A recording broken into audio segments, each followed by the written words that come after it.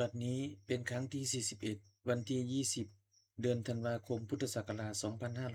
2568 ข้าพเจ้านายธีรวงศ์ขอเปล่งวาจาสาธยายพุทธมนต์ถวายเป็นพุทธบูชา ธรรมบูชา สังฆบูชา และเป็นอาจาริยบูชา แด่องค์พระกวัมปติเถระเจ้า องค์หลวงปู่สำเร็จรุ่น หลวงปู่บุญเดช หลวงปู่ศิลา ตลอดทั้งครูบาอาจารย์ ผู้เป็นเจ้าของวิชาจินดามณี ขอเทพเทวดาเจ้าทั้งหลายโปรดจงมาอนุโมทนาในการสวดสาธยายของข้าพเจ้านี้ ขออนุภาพคุณพระรัตนตรัยครูบาอาจารย์และเทพเทวดาทั้งหลายโปรดจงบันดาลให้จิตของข้าพเจ้าเป็นสมาธิอันควรแก่การสวดสาธยายมนต์ต่อไป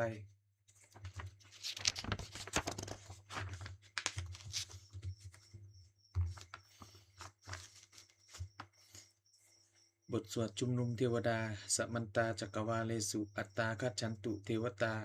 สัทธมังมุนิราชสะสุนันตุสักขะโมกขทังสักเคกาเมจรูเปคิลิสิกะละตะเตจันตลิเขวิมาเนทีเปละเตจะคาเมตลุวนาคาหเนเคหะวัตุมหิเขเตภูมิมาจยันตุเทวาชาลทละวิสเมยขะกันทัพพนาคาติทันตาสันติเกยังมุนิวลวัจนังสาธโวเมสุนันตุ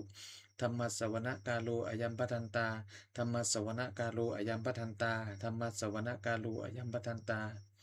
บทสวดนมัการสิทธิกถานะโมตัสสะภะคะวะโตอะระหะโตสัมมาสัมพุทธัสสะ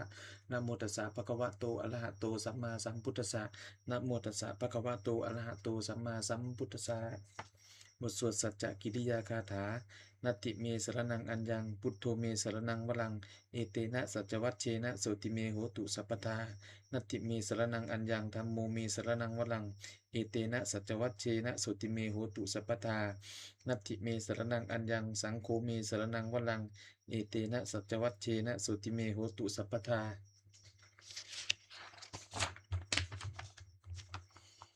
บทสวดมหาการุณิโกนาโทติอาทิกาคาถามหาการุณิโกนาโถหัตอัตถายะสัพพะปานินังปูเรตวาปารมีสัพพาปัตโตสัมโพธิมุตตมังเอเตนะสัจวัชเชนะมาโหนตุสัพพุปัตตวามหาการุณิโกนาโถหิตายะสัพพะปานินังปูเรตวาปารมีสัพพาปัตโตสัมโพธิมุตตมังเอเตนะสัจวัชเชนะมาโหนตุสัพพุปัตตวามหาการุณิโกนาโถสุขายะสัพพะปานินังปูเรตวาปารมีสัพพาปัตโตสัมโพธิมุตตมังเอเตนะสัจวัชเชนะมาโหนตุสัพพุปัตถวา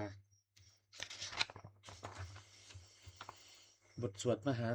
มหาสมัยสูตรเอวัมเมสุตังเอกังสมยังภควาสักเกสุวิหรติกปิละวัตถุสมิง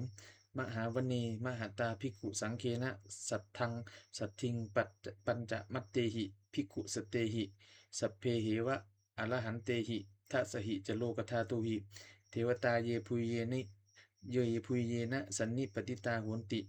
ภควันตังทัศนายะภิกขุสังกัจจะอัตโขจตุนังสุทธาวาสกายิกานังเทวานังเอตทะโหสิอะยังโขภควาสเกสุวิหรติกปิละวัตถุสมิงมหาวณีมหาตาภิกขุสังเคนะสัทธิงปัจจมัตเตหิภิกขุสเตหิสัพเพเหวะอรหันเตหิทัสหิจโลกธาตุหิเทวตาเยพุยเยนิเจพุยเยนะสันนิปติตาโหนติภควันตังทัศนายะภิกขุสังกัจจะกันนูนะมยัมปิเยนะภควาเตนุปสังกเมยามะอุปสังกมิตวาภควะโตสันติเกปัญเจกะคาถาภาเสยยามาติอัตโขตาเทวตาเสยยะถาปินามะพะละวาปริปุริโสสัมมันชิตังวาพาหังภาษาเลยะภาษาลิตังวาพาหังสัมมิเชยะเอวะเมวะสุทธาวาเสสุเทเวสุอันตะละหิตาภควะโตปุระโตปาตุละหังสุอัตโขตาเทวตาภควันตังอภิวาเทตวาเอกะมันตังอัตตังสุเอกะมันตังทิตาโขเอกาเทวตาภควะโตสันติเกอิมังคาถังอภาสิมหาสัมมโยภวะนะปวะนะสมิงเทวกายาสมาคตาอาคตัมหะอิมังธรรมะสัมยังทักขิตาเยวะอปราชิตะสังขันติอัตโขอปราเทวตาภควะโตสันติเกอิมังคาถังอภาสิตัตระภิกขโวสมาหะทังสุจิตตังอัตโชอุชุกะมะกังสุสาละทีวะเนตานิคะเหตวาอินทริยานิลักขันติปันทิตาติ อัตโกอปราเทวตาภควะโตสันติเกอิมังคาถังอภาสิเชตวาขีลังเชตวาปริขังอินทะขีลังโอหัตจมะเมชาเตจรันติสุทาวิมะลาจักขุมัตตาสุทันตาสุสูนาคาติอัตโขอปราเทวตาภควะโตสันติเกอิมังคาถังอภาสิเยเกจิพุทธังสรนังคตาเสนัตเตขมิสสันติอปายะภูมิงปหายะมานุสังเทหังเทวกายาปริปุเรสันติติอัตโขอัตภควาภิกขุอามันเตสิเยพุยเยนะภิกขเวทัสสสุโลกธาตุสุเทวตาสันนิปติตาโหนติตถาคตังทัศนายะภิกขุสังกัจจะเยปิเตภิกขเวอเหสูงอติตะมัทธานังอรหันโตสัมมาสัมพุทธาเตสัมปิภควันตานังเอตัปปรมาเยวะเทวตาสันนิปติตาอเหสุงเสยะถาปิไมหังเอตระหิเยปิเตภิกขเวอภวิสสันติอนาคตมัทธานังอรหันโตสัมมาสัมพุทธาเตสัมปิภควันตานังเอตัปปรมาเยวะเทวตาสันนิปติตาปวิสสันติเสยะถาปิไมหังเอตระหิอาจิคิสสามิภิกขเวเทวกายานังนามานิกิตยิสสามิภิกขเวเทวกายานังนามานิเทศิสามิภิกขเวเทวกายานังนามานิตังสุนาถสาธุกังมณสิกะโลทะภาสิสามิติเพเอวัมพันเตติโขเตภิกขุภควะโตปัจจโสสุงภควาเอตทโวจะ สิโลกะมนุกัสสามิยัตถะภูมาตทัสสิตาเยสิตาคิริคัพพลังปหิตตาสมาหิตาปุถุสีหาวะสันลีนาโลมะหังสาภิสัมพุโนโอทาตมณสาสุทธา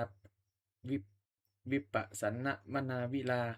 ปิญโยปัญจสเตยตวาวเนกาปิละวัฏเวตโตอามันตยิสัทธาสาวเกสาสเนละเตเทวกายาอภิกันตาเตวิชานาถภิกขโวเตจะอาตัปปะมะกะลุงสุตวาพุทธศาสนังเตสัมปาตุละหุยานังอมนุสสานะทัสนังอปเปเกสตะมัตตขุงสหัสสังอัฏฐสัตตลิง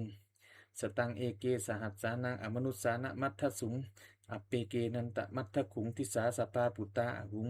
ตันจะสัพพังอภิญญายะวะกิตวานะจักกุมาตโตอามันตยิสัตตาสาวเกสาสเนระเตเทวกายาอภิกันตาเตวิชานาถภิกขโวเยโวหังกิตยิสสามิคิลาหิอนุปุพพโสสัตตสหัสสาวะยะขาปุมมากปิละวัฏวาอิทิมันโตชุติบันโตวันนะวันโตยสัสสิโนโมทะมานาอภิกามุงภิกขุนังสมิติงวนัง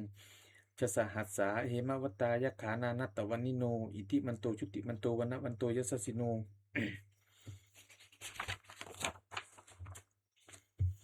โมทะมานาอภิกามุงภิกขุนังสมิติงวนังสาตาคิลาติสหัสสายขานานัตตวันิโนอิทิมันโตชุติมันโตวันนะวันโตยสัสสิโนโมทะมานาอภิกามุงภิกขุนังสมิติงวนังอิเจเตโสรสสหัสสายขานานัตตวันิโนอิทิมันโตชุติมันโตวันนะวันโตยสัสสิโนโมทะมานาอภิกามุงภิกขุนังสมิติงวนังเวสามิตาปัญจสตายขานานัตตวันิโนอิทิมันโตชุติมันโตวันนะวันโตยสัสสิโนโมทะมานาอภิกามุงภิกขุนังสมิติงวนังกุมพิโลราชาคหิโกเวปุลสะนิเวสนังพินโยนังสตะสหัสสังยักขานังปยิลุปาสติกุมพิโลราชาคหิโกโสปาคะสมิติงวนังปุริมันจะทิสังราชาทัตตะลัทโธปัสสาสติคันทัพพานังอธิปติมหาราชายสสิโสปุตตาปิตสะพะหโวอินทนามามหพลาอิทิมันโตชุติมันโตวันนะวันโตยสัสสิโนโมทะมานาอภิกามุงภิกขุนังสมิติงวนังทักขินันจะทิสังราชาวิรุละโหตปะสาสติกุมพันธานังอาธิปติมหาราชายสัสสิโสปุตตาปิตสะพะโวอินทนามามหพลาอิทิมันโตชุติมันโตวันนะวันโตยสัสสิโนโมทะมานาอภิกามุงภิกขุนังสมิติงวนังปัจฉิมันจะทิสังราชาวิรุปโขปสาสตินาคานังอาธิปติมหาราชายสัสสิโสปุตตาปิตสะพะโวอินทนามามหพลาอิทิมันโตชุติมันโตวันนะวันโตยสัสสิโนโมทะมานาอภิกามุงภิกขุนังสมิติงวนังอุตตะลังจะทิสังราชากุเวโลตัปปะสาสติยักขานังอาธิปติมหาราชายสัสสิโสปุตตาปิตสะพะโวอินทนามามหพลาอิทิมันโตชุติมันโตวันนะวันโตยสัสสิโนโมทะมานาอภิกามุงภิกขุนังสมิติงวนังปุริมัติสังทัตตะละโตทักขิเนนะวิรุละหะโกปัจจิเมนะวิรูปโขกุเวโลอุตตลังทิสัง จัตตาโลเตมหาราชาสมันตาจตุโลทิสาทัตทันละมานาอัตถังสุวณีกปิละวัตเวเตสังมายาวิโนทาสาอากูวันจะนิกาสถามายากุเตนตุเวเตนตุวิภูจะวิภูโตสหะจันทโนกามเสโตจะกินนุคันตุนิคันตุจะปนาโทโอปะมันโยจะเทวสุโตจะปาตลิจิตตเสนโนจะกันทโพนโลราชาชโนสโพ อากูบัญจสิโกเจวะติมพลูสุริยวัชสาเอเตจันเยจราชาโนคันทัพพาสหราชุพิโมทะมานาอภิกามุงภิกขุนางสมิติงวนังอัฏฐากูนาภาษานาคาเวสาลาสหตัจจกากัมภะรัสสตลาอากูปายาคาสหยาติพิยาบุนาทตะรัตถาจะอากูนาคายสัสสิโนเอลาวันโนมหานาโคโสปาคะสมิติงวนังเยนาคะราเชสหสาหลันติทิพาดิชาปกิวิสุทธจักขูเวหายสาเตวนามัจจปัตตาจิตลาสุปันนาอิติเตสะมานามังอภยันธนานาคราชานามาสิสุปันนโตเขมมะกาสิพุทโธสันหาหิวาจาหิอุปวะหยันตานาคาสุปันนาสรณะมะกังสุพุทธังชิตาวชิตละหัตเทนะสมุทังอสุราสิตาพาตโลวาสวัสเสเตอิติมันโตยสสิโนกาลกัญชามหาปิสมาอสุราธานะเวกสาเวปจิติสุจิติจะมหาลาโตนมูจิสหสัตัญจะพลิปุตตานังสพเพเวโลจนามกาสันในหิตวาพลิงเสนังหัลาหุพัทธมุปากมุงสยะสมโยธานิพัทันเตภิกขุนางสมิติงวนัง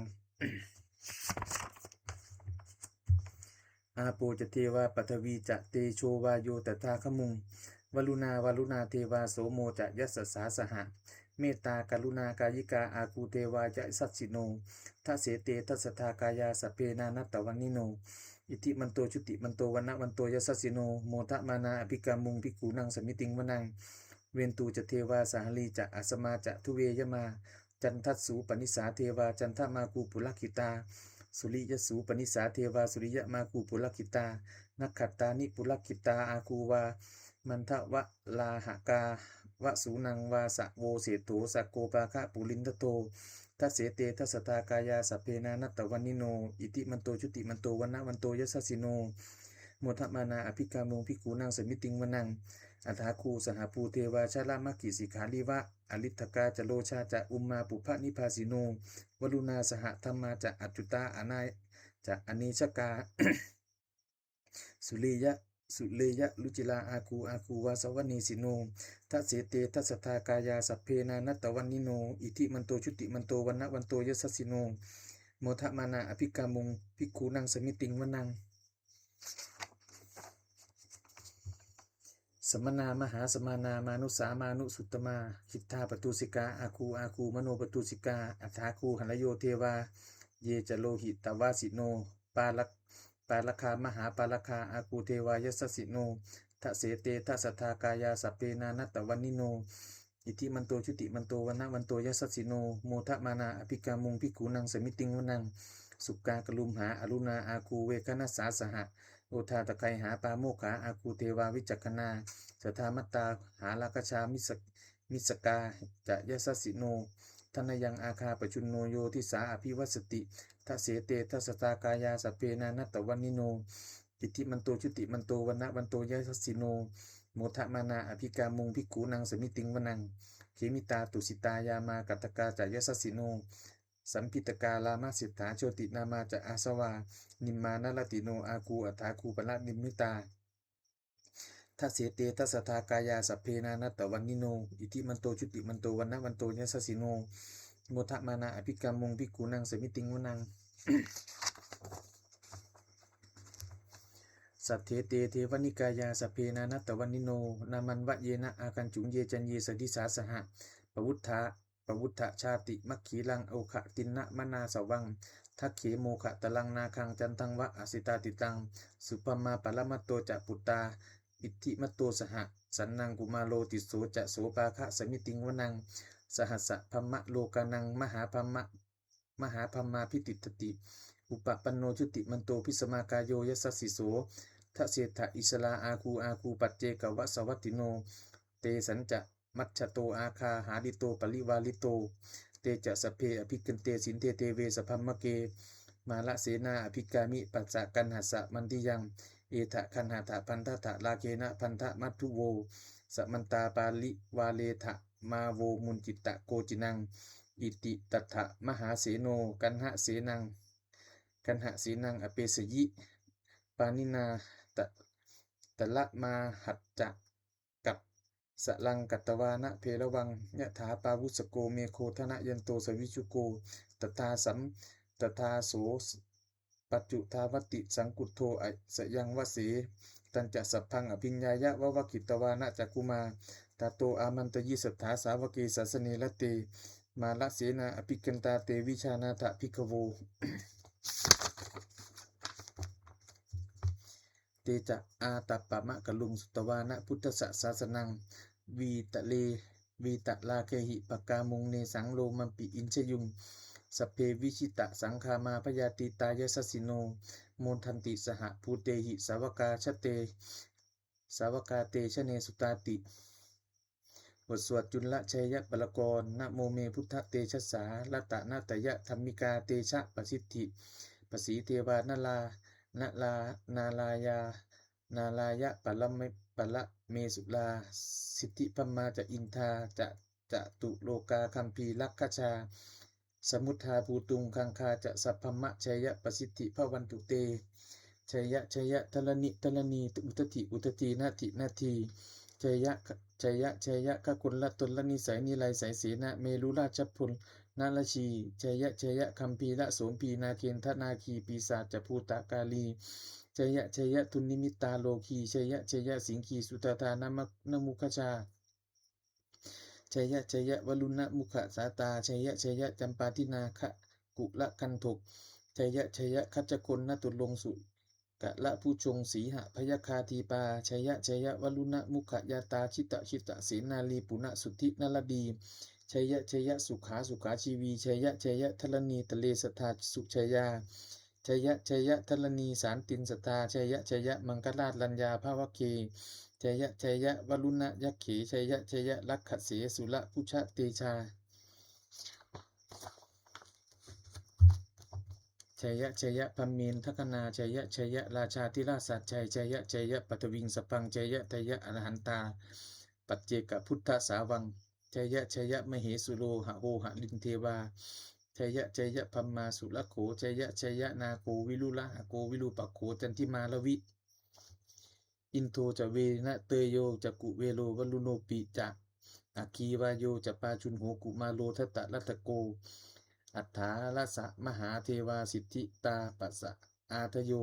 อิสิโนสาวกาสภาชัยยะลามโมภวันตุเตชัยยะธัมโมจะสังโฆจะทัสสะปาโลจะชัยยะกังเอเตนะชัยยะเตเชนะชัยยะสุทธิภวันตุเตเอเตนะพุทธเตเชนะโหตุชัยยะมังคลังชัยโยปิพุทธศาสิริมตโตอยังมาลัสสะจะปาปิมตโตปราชโยอุโคสยัมโพธิมตโตอุโคสยัมโพธิมันเตปโมทิตาชัยยะตถาพัมมะคณามเหสิโนชัยโยปิพุทธศาสิริมตโตอยังมาลัสสะจะปาปิมตโตปราชโยอุโคสยัมโพธิมันเตปโมทิตาชัยยะตถาอินทคณามเหสิโนชัยโยปิพุทธศาสิริมตโตอยังมาลัสสะจะปาปิมตโตปราชโยอุโคสยัมโพธิมันเตปโมทิตาชัยยะตถาเทวคณามเหสิโนชัยโยปิพุทธศาสิริมตโตอยังมาลัสสะจะปาปิมตโตปราชโยอุโคสยัมโพธิมันเตปโมทิตาชัยยะตถาสุปันนะคณามเหสิโนชัยโยปิพุทธศาสิริมตโตอยังมาลัสสะจะปาปิมตโตปราชโยอุโคสยัมโพธิมันเตปโมทิตาชัยยะตถานาคณามเหสิโนชัยโยปิพุทธศาสิริมตโตอยังมาลัสสะจะปาปิมตโตปราชโยอุโคสยัมโพธิมันเตปโมทิตาชัยยะตถาสัพพมะคณามเหสิโนชยันโตปุริยามูเลสกะยานังนันทิวัตโนเอวังตวังวิชโยโหหิชยสุชยมังคะเล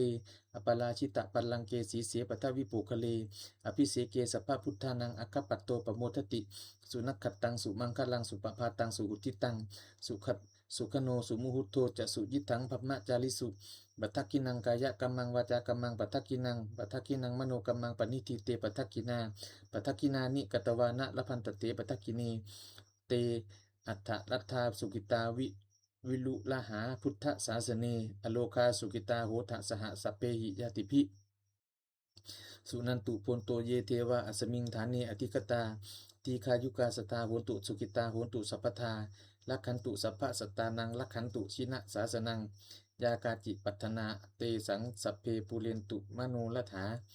ยุตตะกาเลปวัสสันตุวัดสังวัดสาวลาหกาโลคาจุปัตตวาเตสังนิวาเลนตุจะสัพพทากายาสุขังจิตตสุขังอรหันตุกายาสุขังจิตตสุขังอรหันตุยะถาละหัง บทสวดธรรมนิยามสุตตังเอวัมเมสุตตังเอกังสมยังภควาสาวัตจิยังวิหรติเชตวเนอนาคปินทิกัสสะอาราเมตัตตละโขภควาภิกขุอามันเตสิภิกขเวภิกขโวติกะทันเตติเตภิกขุภควโตปัจจโสสุงภควาเตทะเตทะเอตทะโวจะอุปาทาวาภิกขเวตถาคตานังอนุปาทาวาตถาคตานังทิตาวะสาธาตุธรรมัตถิตตาธรรมนิยามะสัพเพสังขาราอนิจจติตังตถาคโตอภิสัมพุจติอภิสเมติอภิสัมพุจิตวาอภิสเมตวาอาจิกติเตเสติปัญญเปติปัฏฐเปติวิวัลติวิปัชติอุตานีกโลติสัพเพสังขาราอนิจจติอุปาทาวาภิกขเวตถาคตานังอนุปาทาวาตถาคตานังทิตาวะสาธาตุธรรมัตถิตตาธรรมนิยามะสัพเพสังขาราทุกขาติตังตถาคโตอภิสัมพุจติอภิสเมติอภิสัมพุจิตวาอภิสเมตวาอาจิกติเตเสติปัญญาเปติปัฏฐเปติวิวัลติวิภัชติอุตานีกโลติสัพเพสังขาราทุกขาติอุปาทาวาภิกขเวตถาคตานังอนุปาทาวาตถาคตานังทิตาวะสาธาตุธรรมัตถิตตาธรรมนิยามะสัพเพธรรมะสัพเพธรรมาอนัตตาติตังตถาคโตอภิสัมพุจติอภิสเมติอภิสัมพุจิตวาอภิสเมตวาอาจิกติเทเสติปัญญเปติปัฏฐเปติวิวัลติวิภัชติอุตานีกโลติสัพเพธรรมาอนัตตาติอิทัมโวจะภควาอัตตมนาเตภิกขุภควโตภาสีตังอภินันทุนติ บทสวดพระเทกะรัตตคาถาอติตังนานังวะคะเมยะนัปปะติกังเขอนาคตังบุคคลไม่ควรตามคิดถึงสิ่งที่ล่วงไปแล้วด้วยอะไรและไม่พึงพะวงสิ่งที่ยังมาไม่ถึงยะทะตีตัมปะหีนันตังอปัตตันจะอนาคตังสิ่งเป็นอดีตก็ละไปแล้วสิ่งเป็นอนาคตก็ยังไม่มาปัจจุปันนันจะโยธัมมังตถะวิปัสสติอสังหิลังอสังกุปปังตังวิทธามนูพลูหะเยผู้ใดเห็นธรรมอันเกิดขึ้นเฉพาะหน้าในที่นั้นอย่างแจ่มแจ้งไม่งอนแง่นคอนเคนเขาควรพอกคุณอาการเช่นนั้นไว้อัจเจวกิจจะมาตับปังโกชัญญามรณังสุเวความเพียรเป็นกิจที่ต้องทำวันนี้ใครจะรู้ความตายแม้พรุ่งนี้นะหิโนสังขลันเตนะมหาเสเนนะมัจจุนาเพราะการพัดเปลี่ยนต่อมัจจุราชซึ่งมีเสนามากย่อมไม่มีสำหรับเราเอวังปิลาหิมาตาปิงอโหรตะมะตันทิตังเวพัทเทกะละโตติสันโตอาจิคเตมุนีผู้สงบย่อมกล่าวเรียกผู้มีความเพียรอยู่เช่นนั้นไม่เกียจคร้านทั้งกลางวันกลางคืนว่าผู้เป็นอยู่แม้เพียงราตรีเดียวก็น่าชม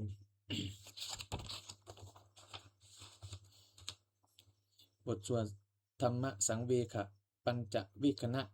สัพเพสังขาราอนิจจาสังขารคือร่างกายจิตใจและรูปธรรมนามธรรม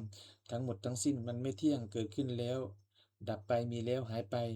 สัพเพสังขาราทุกขาสังขารคือร่างกายจิตใจและรูปธรรมนามธรรมทั้งหมดทั้งสิ้นมันเป็นทุกข์ทนยากเพราะเกิดขึ้นแล้วแก่เจ็บตายไปสัพเพธัมมาอนัตตาสิ่งทั้งหลายทั้งปวงทั้งที่เป็นสังขารและไม่ใช่สังขารทั้งหมดทั้งสิ้นไม่ใช่ตัวไม่ใช่ตนไม่ควรถือว่าเราว่าของเราว่าตัวว่าตนของเราทุวังชีวิตตังชีวิตเป็นของไม่ยั่งยืน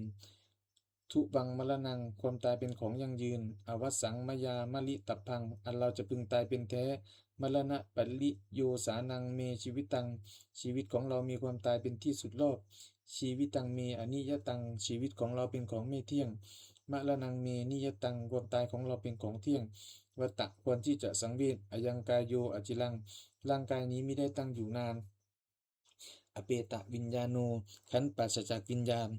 จุดโถอันเขาทิ้งเสียแล้วอธิเสสติจากนอนทับปฐวิงซึ่งแผ่นดิน กะลิงคลังอีวะประดุจดังว่าท่อนไม้และท่อนฟืนนิรัตถังหาประโยชน์มิได้อนิจจาวัฏสังขาราสังขารทั้งหลายไม่เที่ยงหนอ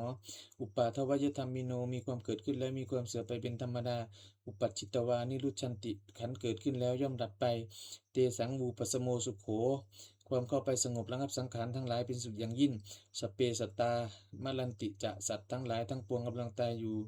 มะลิงสุจะมะลิสเลที่ตายแล้วและกำลังจะตายตถเถวะหังมลิสามิเราก็จักตายอย่างนั้นเหมือนกันนัตถิเมเอถะสังสโยความสงสัยในความตายนี้ย่อมไม่มีแก่เราเลย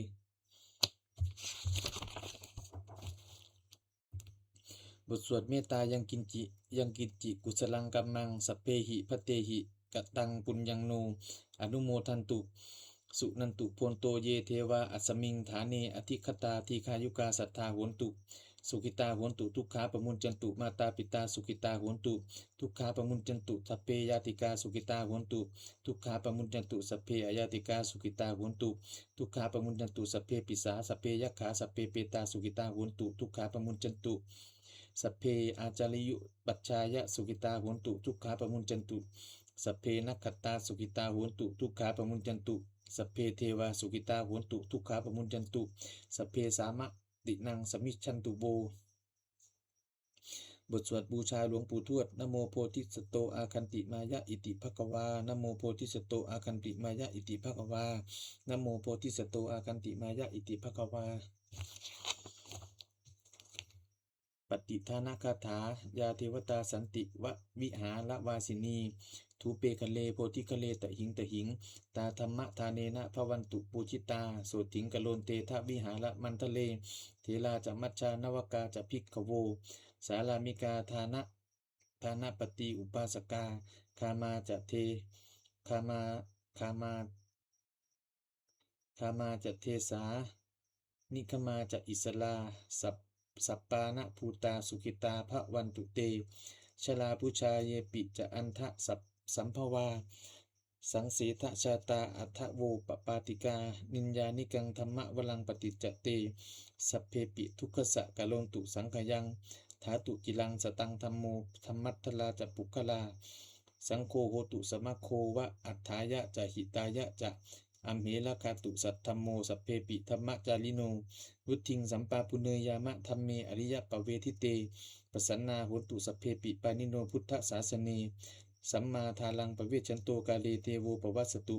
วุธิภาวายะสัตตานังสมิทังเนตุเมทนิงมาตาปิตาจะอัตละฉังนิจังลักขัน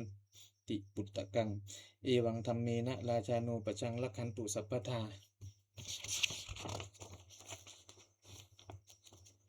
เทวตาวิโยชนะคาถาทุกขปัตตาจนิทุกขาชายปัตตาจนิพยาโสกปัตตาจนิโสการโหนตุสัพเพปิปานิโน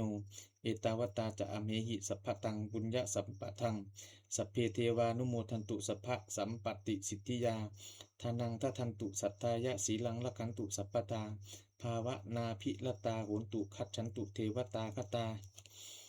สุมังคลคาถาโหตุสัพพังสุมังคลังละคันตุสัพพเทวตาสัพพพุทธานุภาเวนะโสติโหตุนิรันตรังโหตุสัพพังสุมังคลังละคันตุสัพพเทวตา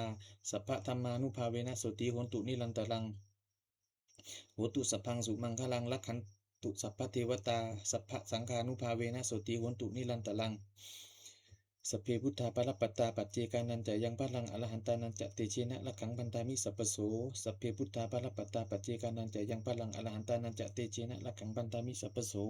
สัพเพพุทธาปรปัตตาปัจเจกานันจะยังพลังอรหันตานันจะเตเชนะละขังพันธามิสัพพโสสัพเพพุทธาปรปัตตาปัจเจกานันจะยังพลังอรหันตานันจะเตเชนะละขังพันธามิสัพพโสสัพเพพุทธาปรปัตตาปัจเจกานันจะยังพลังอรหันตานันจะเตเชนะละขังพันธามิสัพพโสสัพเพพุทธาปรปัตตาปัจเจกานันจะยังพลังอรหันตานันจะเตชินะละขังบันตามิสัพพโสสัพเพพุทธาปรปัตตาปัจเจกานันจะยังพลังอรหันตานันจะเตชินะละขังบันตามิสัพพโสสัพเพพุทธาปรปัตตาปัจเจกานันจะยังพลังอรหันตานันจะเตชินะละขังบันตามิสัพพโสสัพเพพุทธาปรปัตตาปัจเจกานันจะยังพลังอรหันตานันจะเตชินะละขังบันตามิสัพพโส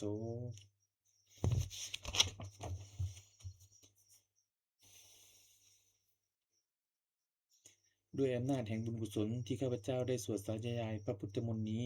ข้าพเจ้าขอน้อมเกล้าอุทิศถวายเป็นพระราชกุศล แด่สมเด็จพระนางเจ้าสิริกิติ์พระบรมราชินีนาถพระบรมราชชนนีพันปีหลวงผู้เสด็จสู่สวรรคาลัยขออานุสงส์แห่งบุญกุศลนี้จงเป็นสัพพสิริมงคลแก่ข้าพเจ้าแคล้วคลาดปลอดจากทุกโศกโรคภัยอันตรายทั้งปวงให้มีแหล่งรายได้อันสุจริตมั่นคงเป็นสัมมาอาชีพอันชอบธรรมคำว่าไม่มีอดอยากยากจนขออย่าได้มีแก่ข้าพเจ้าขอให้ข้าพเจ้ามีสัมมาทิฏฐิตั้งมั่นในพระธรรมคำสอนแห่งองค์สมเด็จพระสัมมาสัมพุทธเจ้าดำรงอยู่ในความดีงามตลอดกาลนานอีกทั้งขอเทพเทวดาทั้งหลายผู้ได้อนุโมทนาสาธุการในบุญกุศลนี้โปรดประสิทธิ์ประสาทพรน้อมส่งอนุภาพแห่งมงคลไปสู่วัตถุมงคลพระปิตายอดเศรษฐีทั้งฝ่ายไทยและฝ่ายลาวรวมถึงวัตถุมงคลทั้งปวงที่สามสิ่งอมูลิตได้จัดสร้างขึ้นให้เปี่ยมด้วยพุทธานุภาพเทวานุภาพและฤทธานุภาพอันศักดิ์สิทธิ์อำนวยผลให้เป็นสิริมงคลแก่ผู้ครอบครองและบูชาทุกประการเถิด